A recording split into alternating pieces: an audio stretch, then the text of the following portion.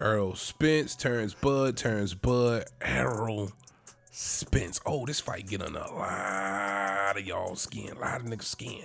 This fight is turn families apart, nigga. This fight turn families apart. Friendships down the goddamn drain.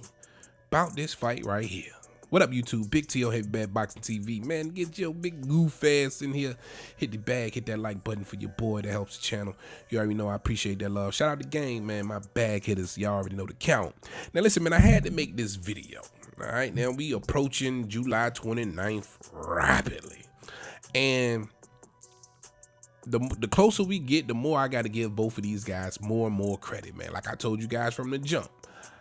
I see this fight a 50-50 fight. At first, I didn't even, well, I'm still stand on that. I didn't want to choose nobody, but you forced me to. Put a gun in my head. And I told y'all, if you're going to do that, I got to go with the man that's knocked out every single welterweight he's faced and has the more experience. I'm an experienced guy. More than likely, when it's a close fight, I'm going to always take the guy with the most experience. And in this case, that's Bud Crawford, right? But listen, man, like I say, man, you can't take nothing away from Errol Spence. Nigga's a goddamn animal, right? Like Stu from Paper Soldiers. He come through, man. Like he told y'all, man, when the bell ring, he's stepping. And I believe that's exactly what he gonna do. And that work rate is crazy. You know what I mean? He says he wants to break his will. To me, that just means he's gonna keep coming. And Bud, I truly believe, has to hurt Spence, Bud Spence, knock him down, or of course knock him out to win this fight. That's how I feel. That's how I see it.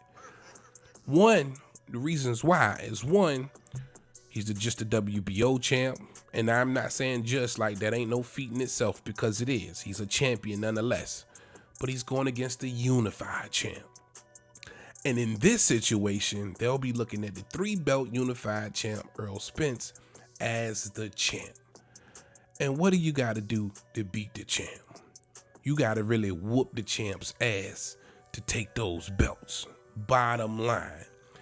And if that work rate is what we believe Errol Spence will continue to do versus a Bud Crawford, there's going to be a lot of blows in there that's getting scored, whether they landing or not. Pressing forward is just going to look good to them judges. Bottom line. Now, do I think he can counter? Because listen, Bud's a hell of a counter puncher. Do I think he can catch him with something, with a nice counter? Of course.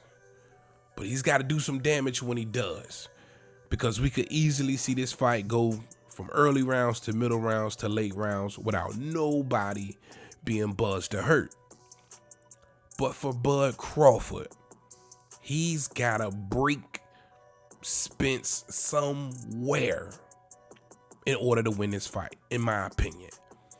Whether it just buckles a leg, whether it's a few blows that drives him back into the ropes, stops him in his tracks, or of course, maybe get a knockdown or two. Outside of that, I'm not sure Bud Crawford can keep up with that work rate and that output that Spence, I believe, is going to bring into this fight. I think he's got a point to prove in this one. And I think his game plan is going to be exactly what he said, and that's break Bud's will.